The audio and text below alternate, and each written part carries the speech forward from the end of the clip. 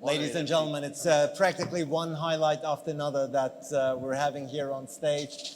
And I'm very, very delighted to be moderating this upcoming session on the perspectives, CAMCA perspectives on geopolitics. And I have a wonderful panel with me here on stage as well as online, as you can see.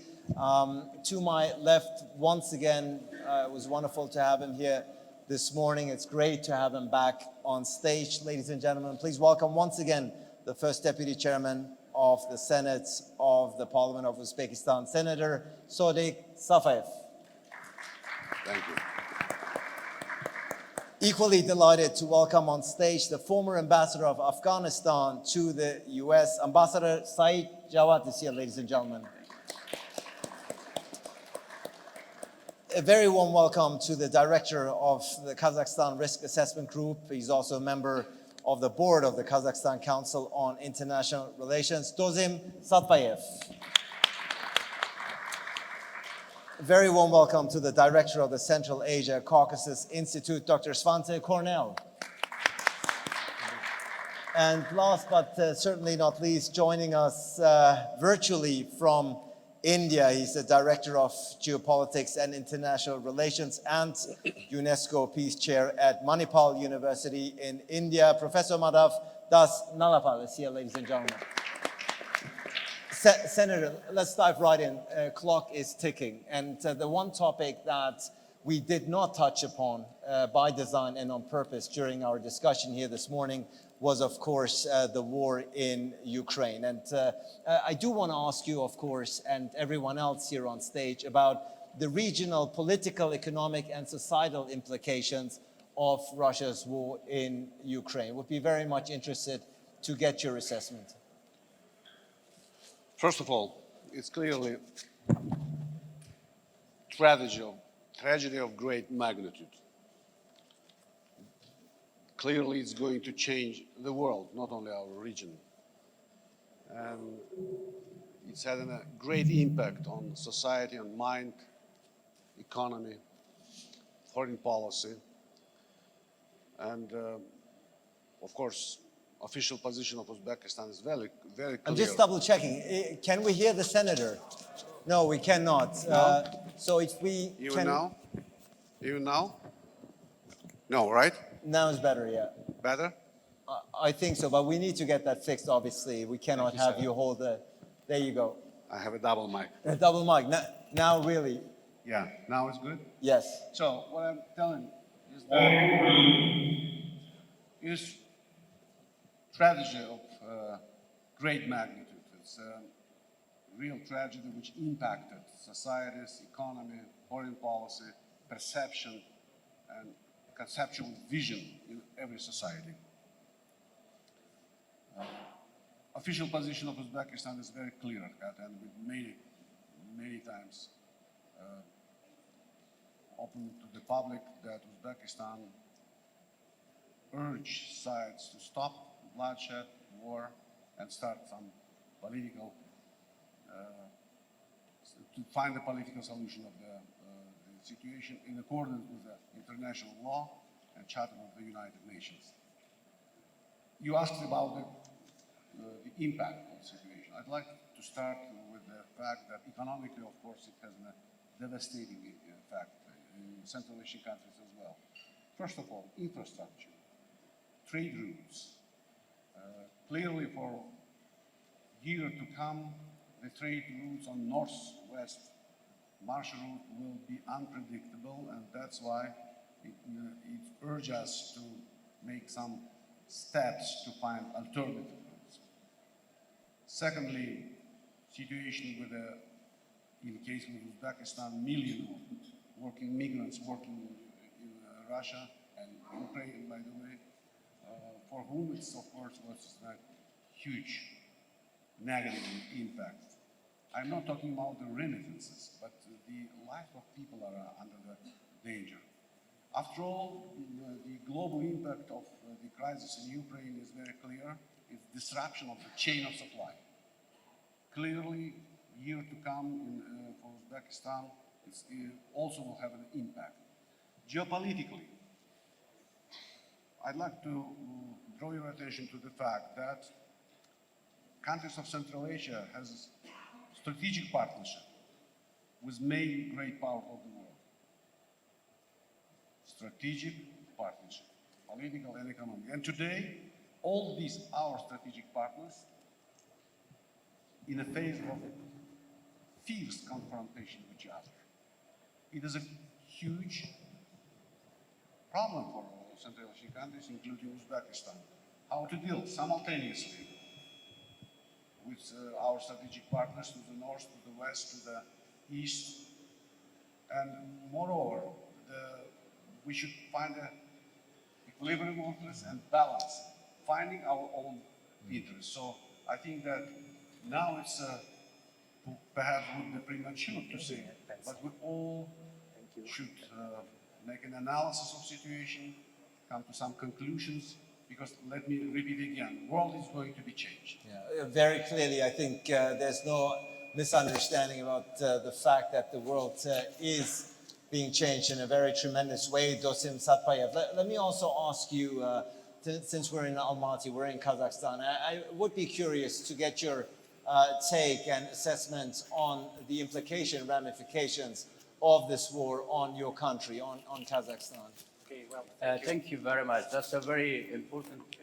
But if you want, Last time I checked, you were from Afghanistan, but Yes, we'll get to that in just a moment. Yes, thank you. Apology. Okay, well, thank you for your question. Well, what question was very popular in Kazakhstan after the 2014, when Russia decided to realize this project, Krym-Nash? I mean, what one of the popular questions was popular here in Kazakhstan? It was question, who will be the next? And what one of the main statements now in Kazakhstan? If we talk about the audience, public opinion, Ukraine fighting for Kazakhstan too, and for Central Asia too. It's very important. Well, I'd like to say that the collapse, the war in Ukraine is like a collapse of Soviet Union. If we talk about a lot of risks, a lot of unpredictable consequences, and a lot of maybe opportunities for Central Asia region. But if we talk about the threats for Kazakhstan, unfortunately, Kazakhstan is like I say, Ukraine before 2014. Because inside of Kazakhstan, I can see a lot of problems in different spheres. It's not only connected with very big border with Russia. We have very big problems with information security here in Kazakhstan, because you know that Russia propaganda, Russia influence in mass media, it's very strong instrument of hybrid war. Well, another problem, fifth column in our society. Yes, because if you under the very strong pressure of Russia mass media, some part of population, they have some. This is part of population supported by Mr. Putin, and his foreign policy is not very good if you talk about the sovereignty of Kazakhstan. Well, another problem is very strong dependence on Russia economy. Yes, because Kazakhstan is a member of Eurasia Economical Union. It's a very big problem for us now. Well, Uzbekistan, it was very good, smart decision to be only observer. Not member of Eurasia Economical Union, yes. Because now we have very big problems. I mean, the threat of secondary sanction for Kazakhstan, because Russia tried to use Kazakhstan as a member of Eurasia Economical Union in the framework of grey import. Well, yes, and now in Kazakhstan, very big discussion, what we should to do with Russia. Because this is our geographical destiny. I believe we should to build new model of relationship with Russia. Yes, it's our neighbor, but it's very toxic partner in different spheres. This is first, and maybe another question, very popular in Kazakhstan. What our country should to do with Russia after Mr. Putin? Because it's very interesting, different scenarios. What will happen in Russia after Mr. Putin? What kind of, from negative and positive political and economical development in this country? Well, and yes, of course, if we talk about maybe some geopolitical counterbalance towards to Russia. I believe maybe China and Turkey, this is two main players, will be very good partner for Kazakhstan in this very bad geopolitical situation. But in any case, we should to save some distance towards to China too. Yes, because China, yes, it's our neighbor, but it's neighbor with very big, ambitious. Yes, it's a very big appetite. Well, and we should to use, well, maybe we should to make lemonade from lemon. If we talk about the relationship with China. Because after the war in Ukraine, I believe China it was very strong disappointed to Russia, to Mr. Putin. And I believe for China is not very profitable any destabilization in Central Asia region, especially in Kazakhstan. And I started my speech from the question, who will be the next? Maybe this question now is not very actual for Kazakhstan. Because after the war in Ukraine, Russia is a very weak player now. And yes, of course, I'm not sure that Russia will try to realize in Kazakhstan this is project Krymnash in north and western part of Kazakhstan. I'm not sure now because China and Turkey will be against of this decision. And we should to play in very difficult diplomatic game. Well, now Mr. Tokayev, he tried to play in two directions. From one hand, he tried to save some connection with Mr. Putin, but from another hand, he tried to make some signals to Western countries. I am not second Lukashenko. Yes, it's very difficult diplomatic game, but I believe in last year and in this year and maybe next 3-5 years, for Kazakhstan, it will be very difficult times. Thank you. Thank you so much. Very blunt, unambiguous words that you have used about Russia as a neighbor, something that will take a deeper dive as we go along, because you used the term and the concept of sovereignty that you feel is being undermined.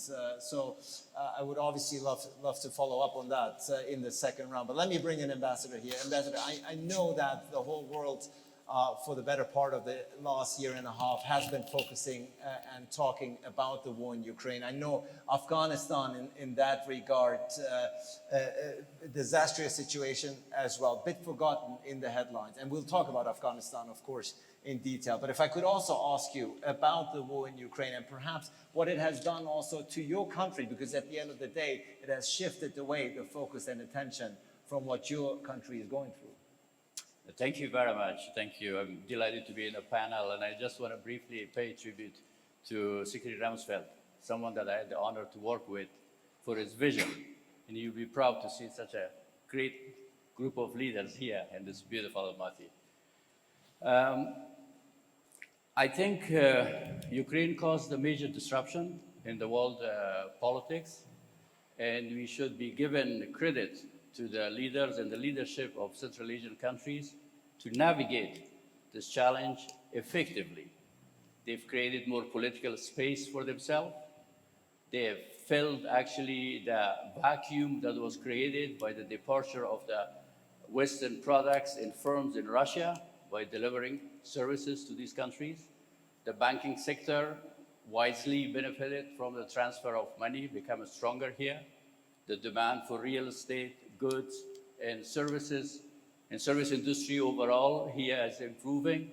So the impact was managed effectively, I think, overall. And again, and also by acquiring more political space, but also quickly filling some of the vacuums and enabling the private sector to benefit from this opportunity. But as far as Afghanistan is concerned, the expectation by the Taliban was that the Russians will play a much bigger role in the setup that they come up with. I was ambassador to Moscow. Thank you. During actually that times that led to the fall of the republic and the takeover of Taliban. I was surprised, to be honest, that my Russian colleagues were telling me that Taliban are a major force to contain other terrorist groups, being ISIS or Al-Qaeda and others. Because and unfortunately, in the US too, in this regard, Ambassador Khalilzad signed actually a covert agreement with the Taliban, hoping that they will become a force to fight other terrorist groups. This is very optimistic to think that one terrorist group will take a strong stand against his own brothers, the other jihadi group of Al-Qaeda and ISIS, to do a favor to Moscow or to Washington.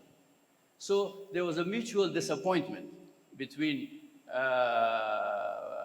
by the Taliban because of the preoccupation of Russia in the Ukraine war, that they never received any kind of important financial support or even recognition as they were wishing. And also a disappointment by Moscow to see that there's a large number of regional terrorist groups from Central Asia still operating in Afghanistan. Now there is a program to resettle them away from Central Asia into southern Afghanistan and to bring more actually terrorist groups from Pakistan into northern Afghanistan, which caused another big set of social disruption in the country. So, but overall, the impact of the war was adverse both for Afghanistan, but I think the Central Asian republics should be given credit to manage this more effectively. Thank you, Ambassador, for your initial assessment. Of course, I will also come back to you with a more detailed assessment as to how the future of your country will look like. But let me bring in Svante Cornell here as the director of the Central Asia-Caucasus Institute, and we're still sticking with the war in Ukraine and the implications and ramifications the war has had on the region, the CAMCA region, on Central Asia, on the Caucasus. Want to get your take on that. Where do you see the biggest disruptions in the past year and a half? Well, thank you very much. I think the list of disruptions is very long, but I think the main implications for the region is that this is for now at least, a culmination of a broader trend, which is that great powers seem to do what they think they can get away with, not bound by any norms or any deterrence on their behavior. At least the deterrence on the behavior of great powers has been reduced considerably. We've seen this, of course, with China's behavior in the South China Sea. We see other powers, Iran's behavior across the region. Thankfully for Central Asia in particular, until now, most of these surrounding great powers have not implemented some of these more, should we say, adventurous policies in this region. But I think everybody in this region is watching that if these great powers are doing it elsewhere, it could happen here.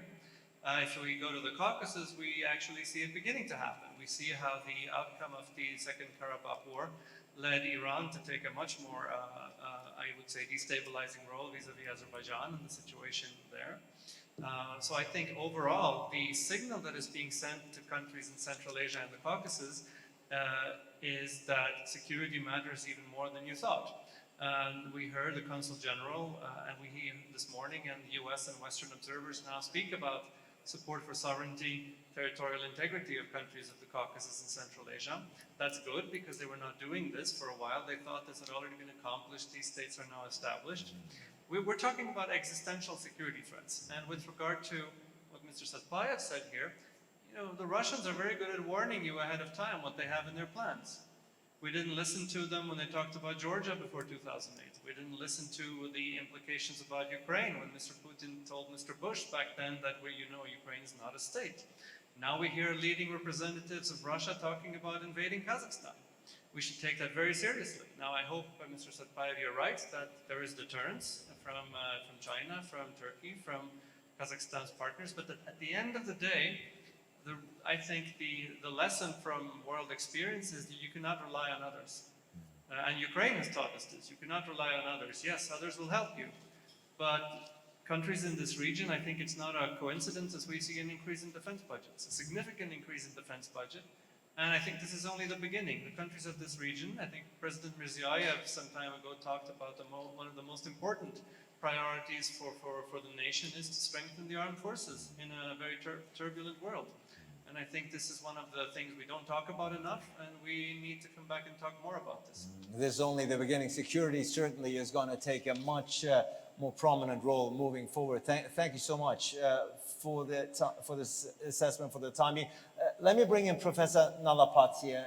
Professor, thank you first of all, foremost for joining us virtually.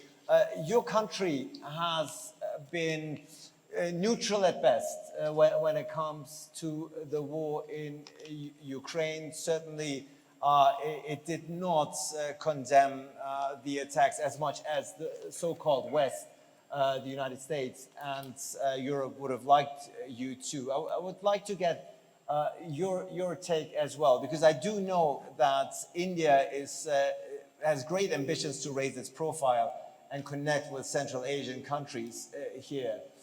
And I was wondering and very curious to hear your take, your country's take on what is taking place right now. Well, first of all, I'm happy to be associated with the event connected with the Secretary on Aslan. One thing about the Secretary, he was decisive and he was absolutely straightforward about his intentions. There was no ambiguity about his intentions. People may like that, people may not like it, but groundswell was groundswell. And I think that kind of honesty, that kind of straightforwardness, and that kind of energy is something to be admired. The second thing is, as far as India is concerned, Central Asia is very much a part of the DNA, the cultural DNA of we 1.4 billion Indians.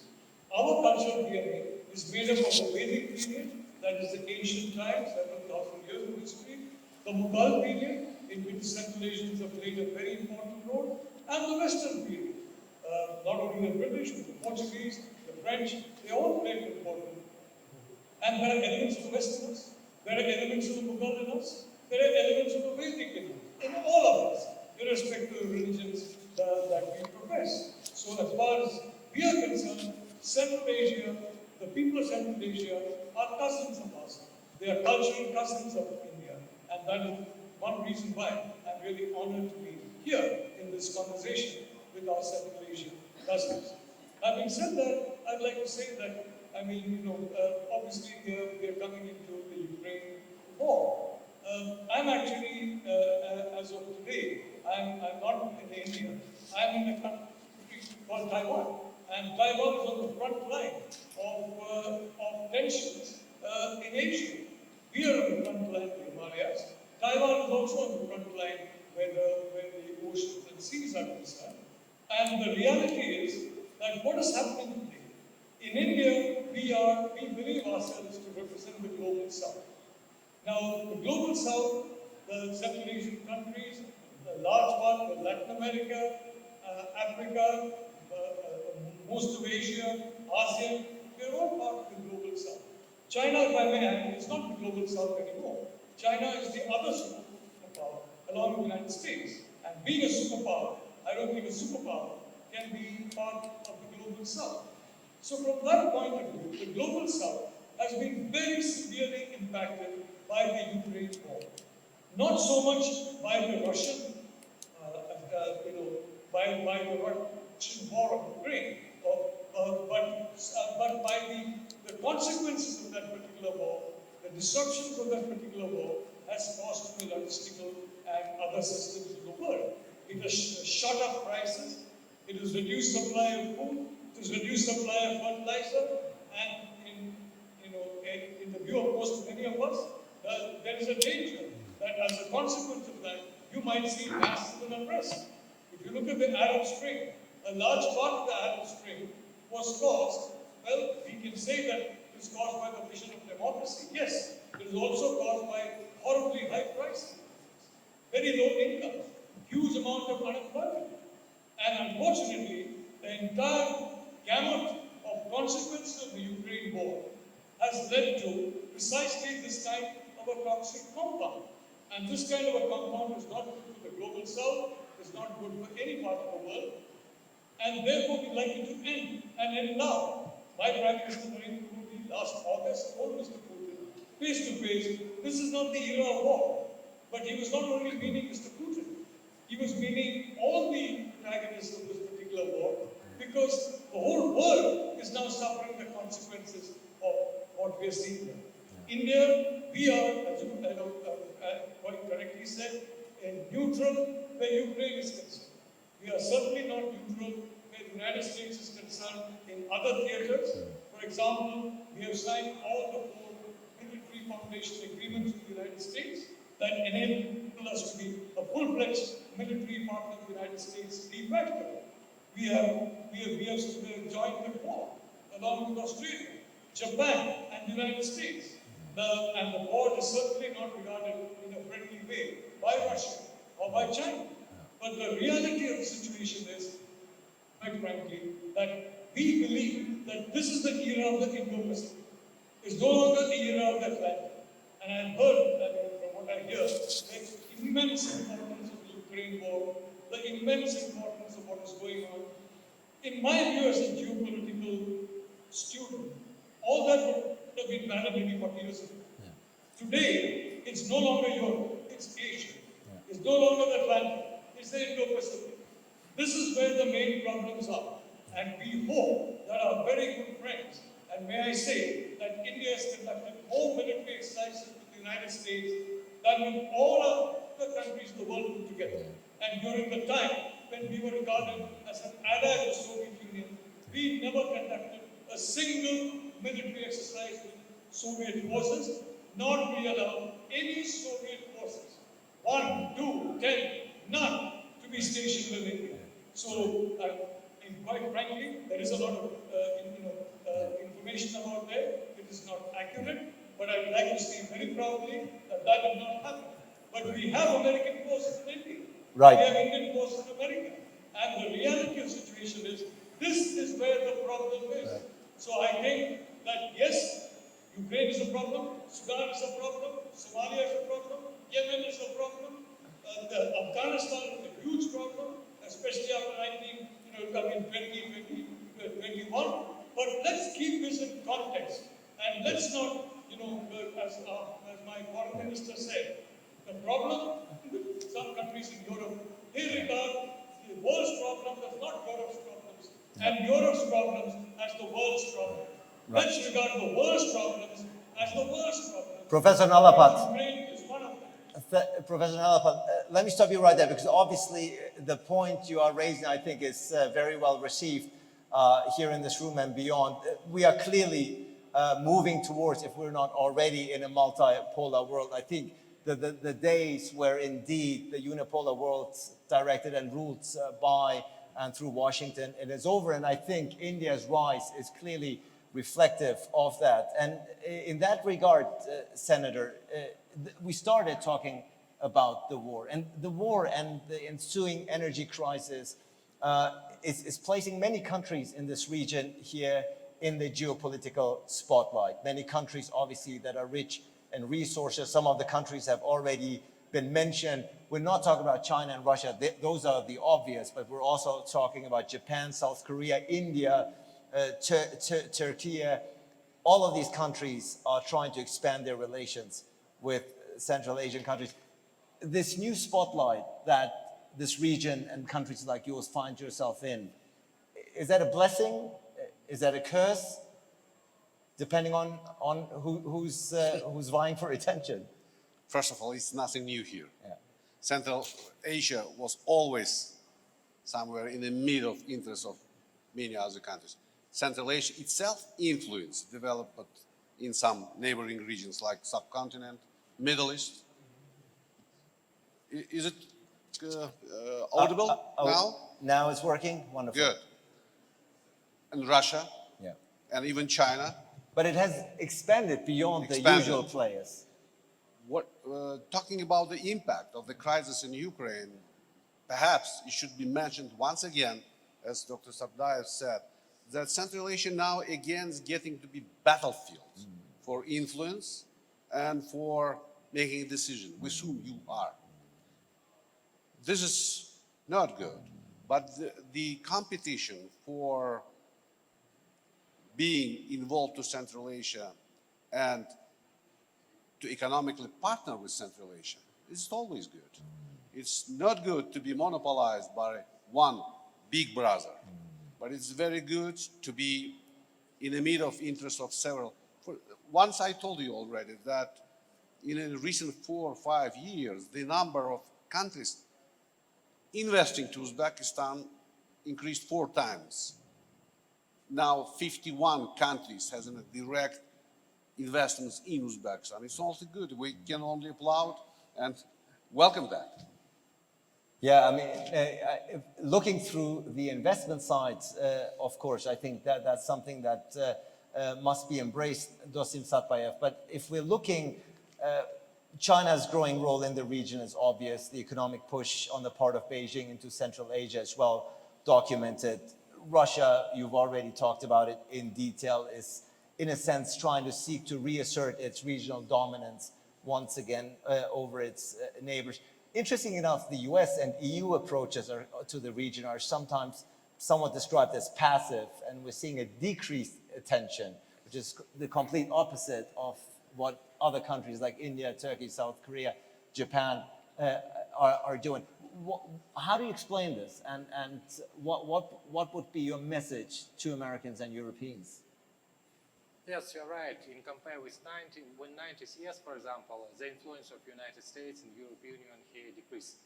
But last time I can see increasing attention towards the Central Asia after the war in Ukraine. After the war, yes. For example, Mr. Michel Charles visited Kazakhstan, while Blinken visited Kazakhstan, the State Secretary, and it was very interesting.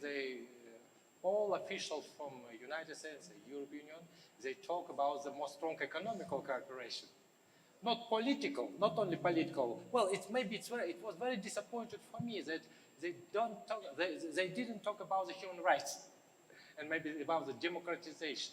They prefer to talk about the only economical cooperation. Yes, it's more pragmatical steps from Western countries. Because, for example, now I can see very interesting competition in our region, not only around the oil and gas, but rare material.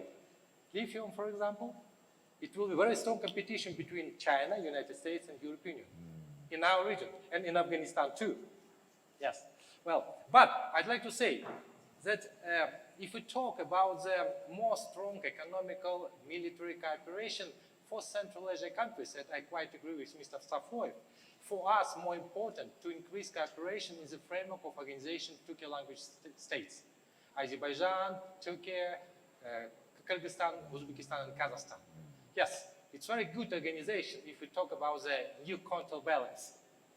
And if we talk about the economical benefits, yes, it's very good because now we can have some opportunities to be one of the main transport logistic hubs in Eurasia region.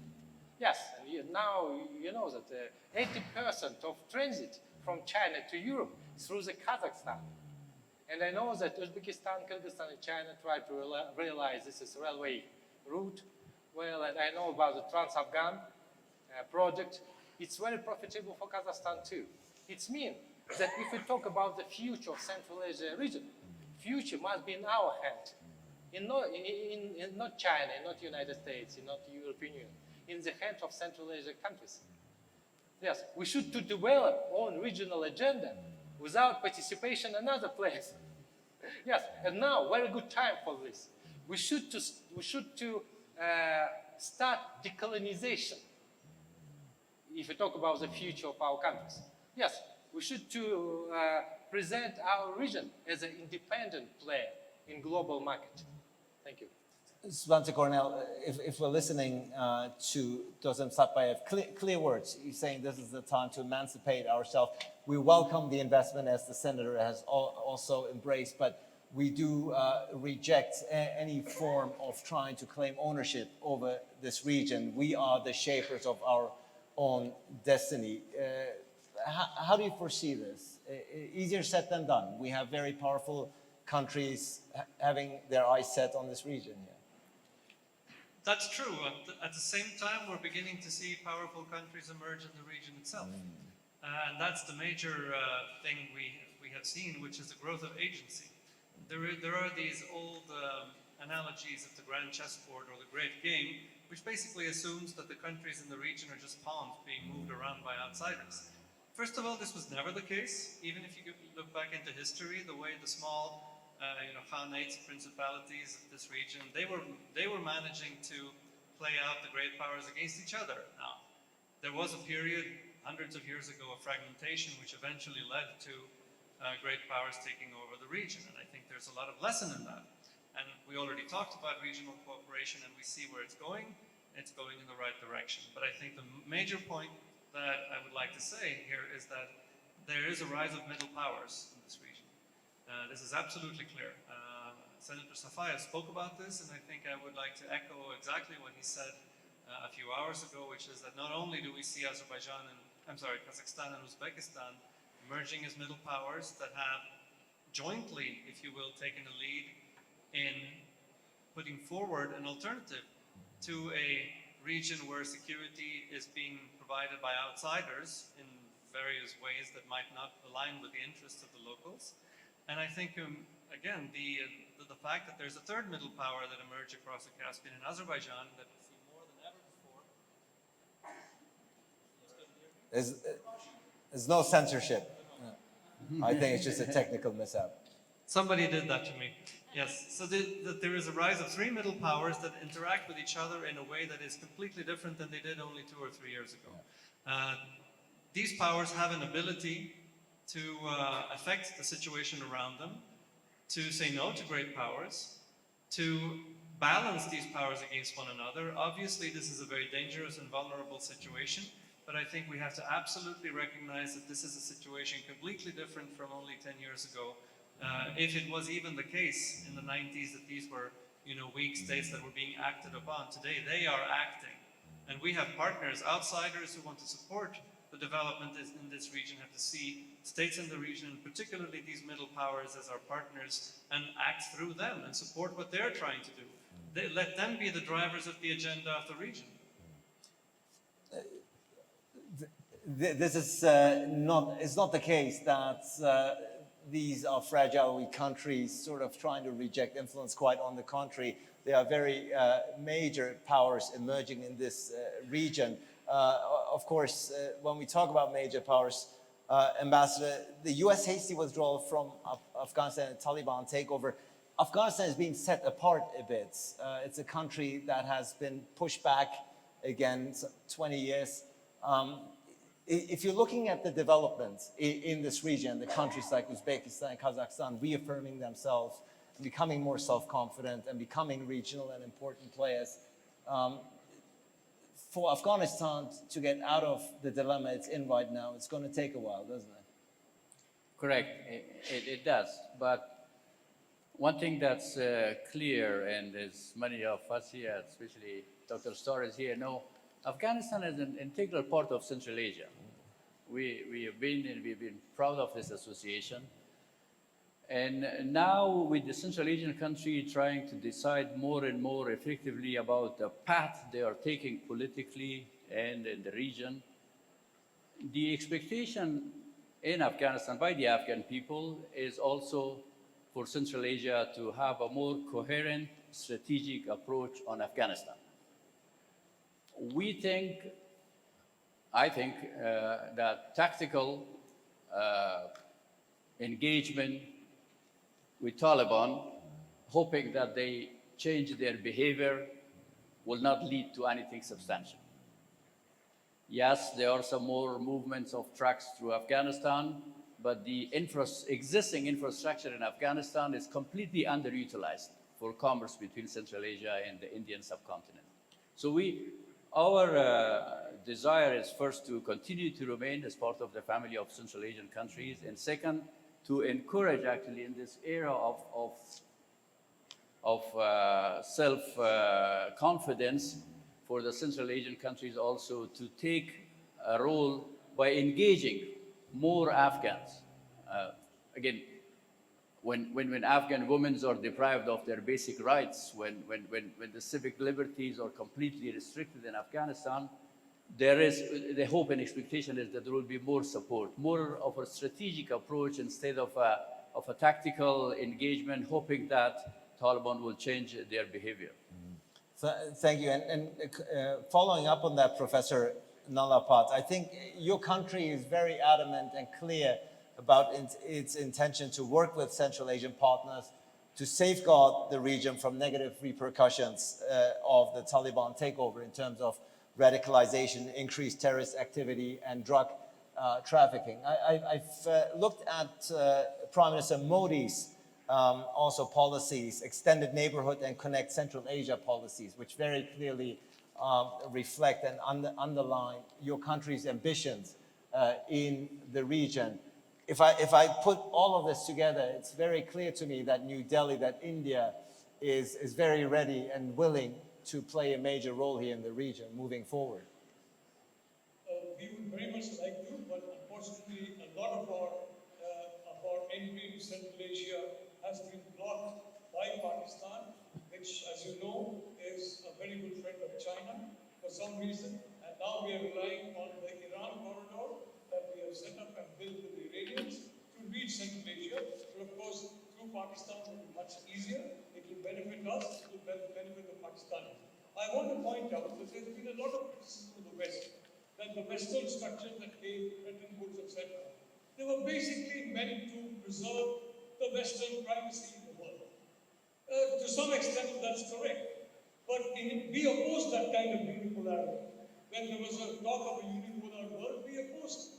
But now we are seeing a new attempt at unipolarity by an entirely different country, trying to set up structures which basically benefit that country in the name of benefiting everybody else.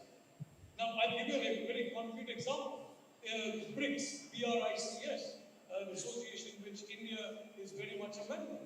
There was a lot of talk in BRICS about exchanging each other's currencies. But finally, that is now morphing into a situation where everybody is expected to use one particular country's currency for all their transactions. So essentially what you're saying, don't use the dollar, use the RMB. Now we don't want to exchange one unipolarity with another unipolarity. And we would like to ensure that there is a genuine multipolar world in which there are genuine choices. And the institutions that are created reflect that kind of multipolar world. That these are not institutions tilted one way or the other. So this is what India, frankly, is in favor of, and we are quite certain that our Central Asian friends also believe in that, and we are completely committed to their freedom. As far as Afghanistan is concerned, allow me to say that we supported the Northern Alliance way back. If you recall, the first Taliban regime, we supported them very strongly, along with two other countries. And this time also we are supporting moderate forces in Afghanistan, while at the same time having reasonably good relations with Taliban. Many of the Taliban's children, families are actually staying in India. We have no problem with that. The Afghan people are friends of ours. But the reality is, extremism is dangerous. Any kind of religious extremism, of any kind of religion, is dangerous, especially in our region. I'm talking of Southeast Asia, South Asia, Central Asia, what I call Southern Asia. Not just South Asia, but what I call Southern Asia. And we are opposed to this kind of extremism, and we support those governments that are equally opposed to it and want that kind of thing. And again, I repeat, we don't want to exchange one unipolarity with another unipolarity. And which is why we are in the situation that we are, and we honestly believe that working together with countries like the United States. Now, the good thing about the United States, there are multiple doors to the United States. It's not that there's only a single window to power. There are multiple windows to authority there. One door is blocked, another door is open. The Congress is blocked, the administration is there. The administration is blocked, the press is there. There are countries with only one single door. That's all. And these are authoritarian countries.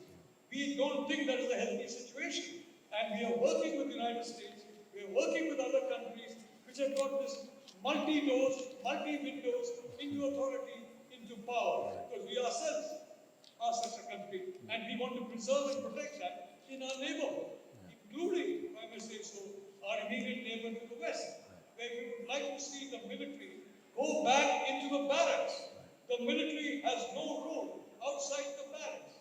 The civilian government should be in charge of the military, not the other way around. So frankly, what our Central Asian friends want, the kind of freedom from, hyperpower influence, the kind of effort to make them good policies that do not benefit them. We are opposed to that and we stand with them. And Right. we also stand with our partners who are interested in giving a free, open, and inclusive Indo-Pacific. I think the message, Professor Nalapat, I think it's you couldn't be more clear about the message you're trying to convey. I think it's very, very well understood. Being mindful of the time, we're slowly running out, and of course, we don't want to overrun. Let's do a very quick rapid fire. Obviously, the title of this session is Looking Ahead, CAMCA Perspectives on Geopolitics, Senator Safoev. If we're looking ahead, I take it, and I also took it from your remarks this morning, you're quite optimistic about the development and the future of this region. Regional collaboration is something that you've emphasized over and over again. You know, today, indeed, we might be more optimistic than 6 years ago, clearly, number one. But as I said, and I'd like to repeat once again, still a lot should be done ahead. First of all, I'd like to invite CAMCA person to think over about the future. And I think that we should get rid of old way of thinking, again, of old prejudices. For instance, it's time for us to talk not about the collective security system in Central Asia. Let's talk about the collective responsibility system for future of this region. I think we must set up certain rules, obligations of all countries, which will preordain sustainable development and normal life for generation to come. System of collective responsibility. Responsibility for ecology, for security, for model of the development. Second, regional trade. Still we have old way of thinking that ministries, government might create some mechanism for regional trade to develop. No. We expanded our regional trade during the recent 5 years, 4 times, 5 times, but it's still less than 10%. While in other regions, regional trade comprise 70%, sometimes 80%. So Central Asia still is behind of world average. What should be done? First of all, trade might be developed only by private institutions, private companies. We should create better opportunities and environment for them to trade, to eliminate trade restrictions, to create integrated transportation connection system, which will not divide it among the borders. Last one, science. We should not forget about that. There is nothing more practical than good theory. There must be not only interdisciplinarily, but international scientific approach to all the issues, like ecological problems, development of regional trade. We don't have any good regional think tank analyzing the regional development. We just have been speaking with Dr. Satpayev, Dosym Satpayev, about the necessity to create kind of our coordinated scientific research on the model of development. And I think that CAMCA is one of the promising platforms for doing this very challenging job. So I think that that's a very clear plea to this community, almost a task, perhaps something like such an initiative will come out here. Svante, Cornell, let me also get your look ahead for the region as far as geopolitics is concerned. Svante, Cornell, please. Well, Svante, Cornell, please. Well, I mean, as I said, I think what's happened over, we shouldn't fool ourselves. The acceleration of regional coordination and cooperation is a response in great part to the deterioration of the situation surrounding these countries. And in that sense, it's like Fred Starr said, you hang alone or you hang together. And I think therefore we're going to see, as, you know, if you compare to other examples in the past of how regions have been built, when people get together for whatever reason, they start realizing their common interests. They start building ties, they start building networks, and I think this is happening. This is happening, of course, in this region. This is a top-down region, for better or for worse.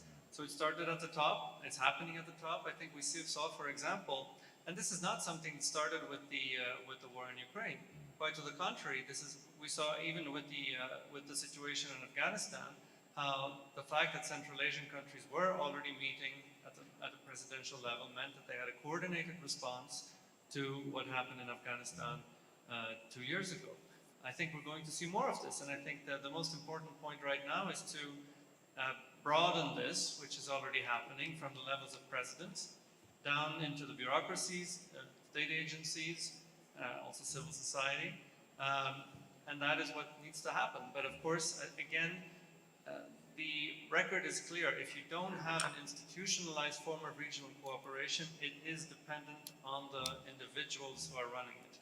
And therefore, I think it is very important over time, at their own pace, of course. I think if it were up to certain countries, we would already have it in place. Others are more careful, but it's absolutely a priority to create at some level institutions of regional cooperation. Thank you so much. Ambassador, your final remarks, your prediction for the region. I totally agree for the deal of a collective responsibility to deal with some of the threats in the region. Terrorism and extremism is a threat.